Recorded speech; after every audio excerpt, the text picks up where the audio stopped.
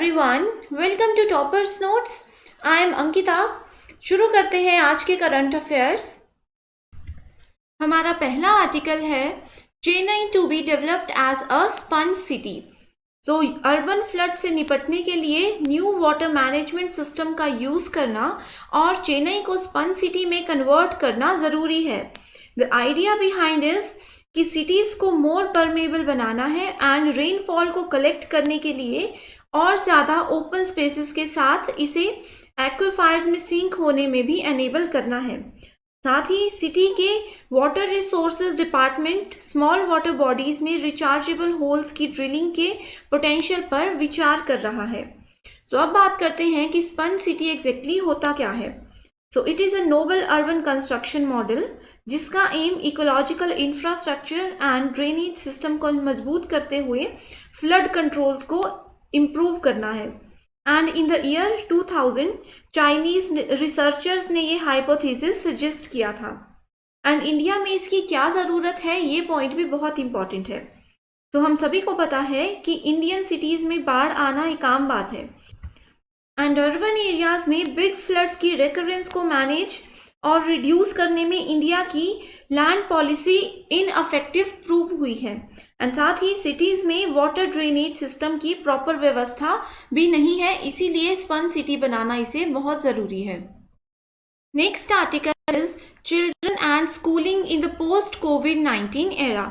सो UNESCO की एक report that is no teacher no class India में एजुकेशनल रिफॉर्म की नीड पर फोकस करती है एंड इसे Tata institute of social science के स्कॉलर्स के साथ मिलकर तैयार किया गया है.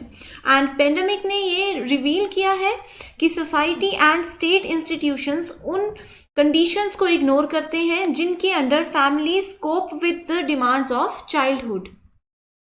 नेक्स्ट इंपॉर्टेंट पॉइंट ये है कि इस रिपोर्ट के मेजर रिकमेंडेशंस क्या हैं.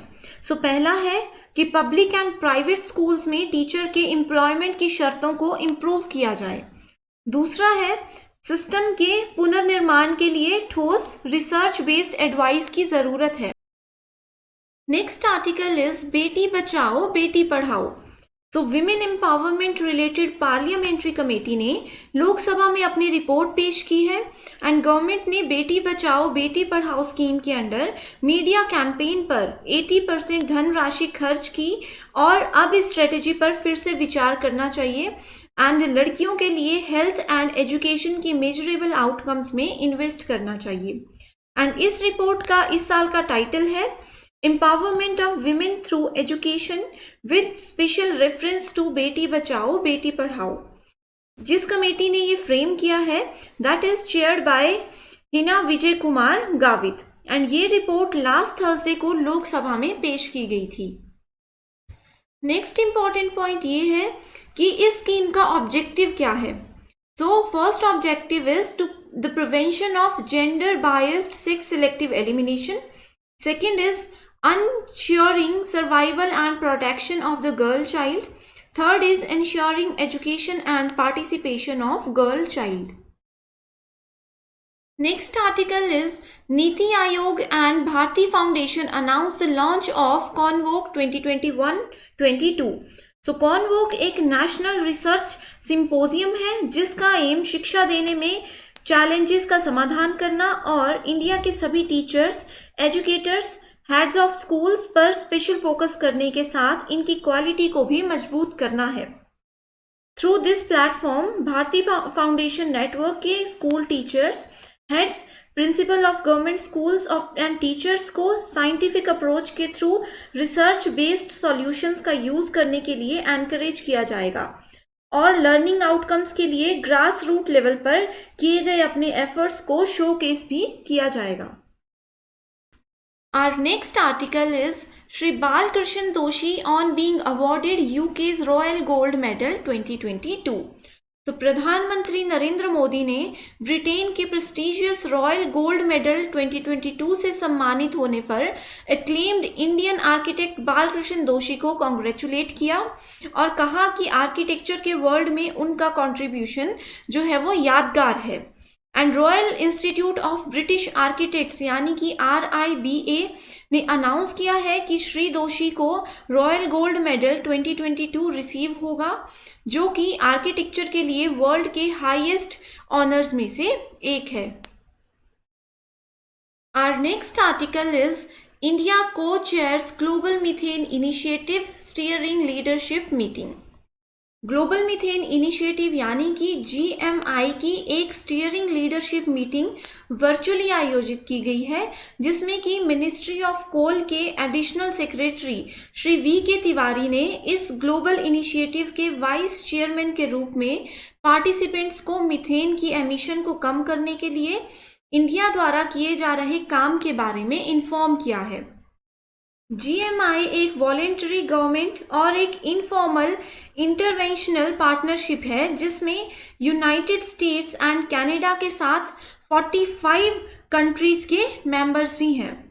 सो इसके साथ रिलेटिव इंडियन इनिशिएटिव्स और क्या हैं? सो पहला है seaweed based animal feed, second है India green house gas programme, third initiative है national action plan on climate change, fourth initiative है Bharat stage 6 norms, next initiative है ग्लोबल मीथेन इनिशिएटिव यानी कि GMI।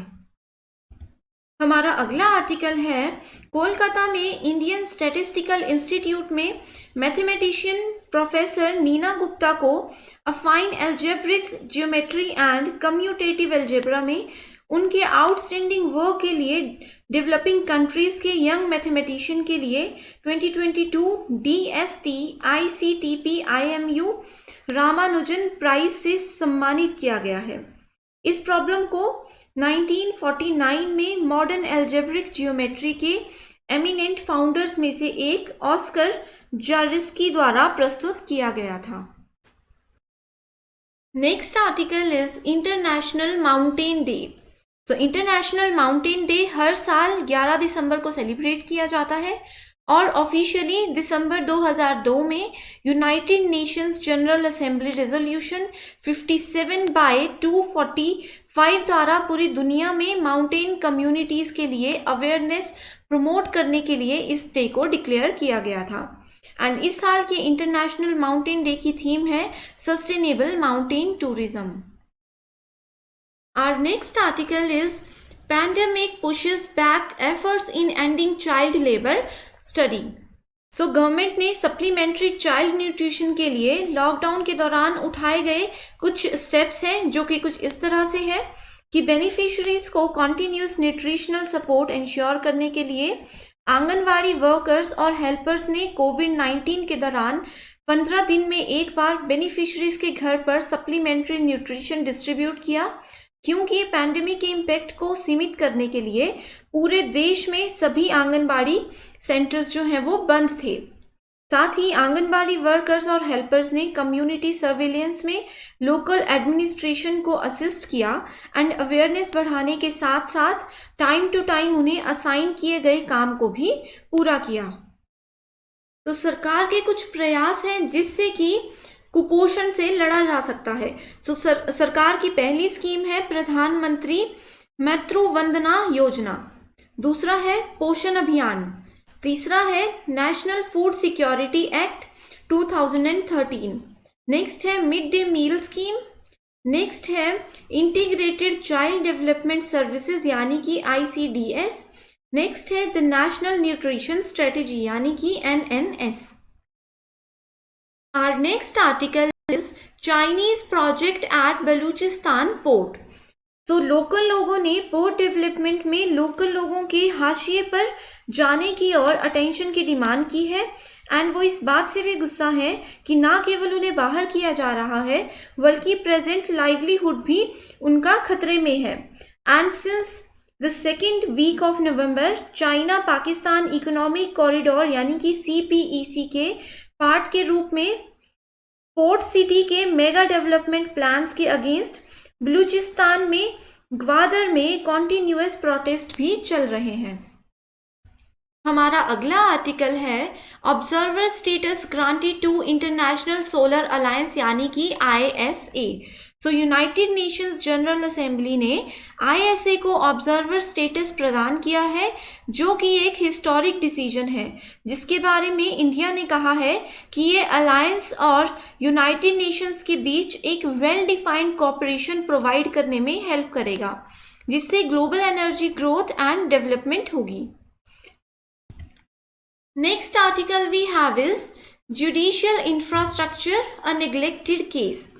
सो कोर्ट्स के इंफ्रास्ट्रक्चरल डेवलपमेंट के लिए states and union territories को CSS यानी कि सेंट्रली स्पॉन्सर्ड स्कीम के अंडर 2019-20 में सैंक्शन 981.98 करोड़ रुपीस में से सिर्फ 84.9 करोड़ रुपीस का कंबाइंड 5 स्टेट्स द्वारा यूटिलाइज किया गया था एंड बाकी के 91.36% फंड्स का इस्तेमाल अभी तक नहीं हुआ है।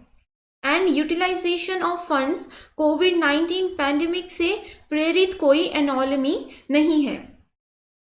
ये इशू इंडियन जुडिशरी को लगभग 3 डिकेड से परेशान कर रहा है, जब 1993 एंड 1994 में CSS को इंट्रोड्यूस किया गया था। एंड साथ ही यहाँ पे ये भी बोला गया है कि ये एक रीज़न है कि इंडिया के चीफ जस्टिस ने recently national judicial infrastructure authority of India यानी कि NJAI के क्रिएशन का प्रपोजल रखा, जो देश में सबऑर्डिनेट कोर्ट्स के बजट एंड इंफ्रास्ट्रक्चर डेवलपमेंट को कंट्रोल करेगा। साथ ही इंडिया में कोर्ट्स के लिए अच्छा जुडिशियल इंफ्रास्ट्रक्चर हमेशा एक विचार रहा है and it is because of this mindset India में कोर्ट्स अभी भी डिलेपिडेटेड स्ट्रक्चर से ऑपरेट होती हैं, जिससे अपने फंक्शंस को इफेक्टिवली परफॉर्म करना थोड़ा डिफिकल्ट हो जाता है। Next article is central government looking to use stubble as biofuels. So centre ने एयर क्वालिटी कमीशन एक्ट में पराली जलाने को पूरी तरह से गैर अपराधीकृत कर दिया है एंड यूनियन गवर्नमेंट पराली जलाने से निपटने के प्लान के हिस्से के रूप में बायोफ्यूल एंड खाद के रूप में पराली को यूज करने की स्कीम पर काम कर रही थी, जिसे ऑफनली नॉर्थ इंडिया में सोर्स ऑफ पॉल्यूशन के रूप में भी माना जाता है। That's all for today's current affairs. Thank you so much.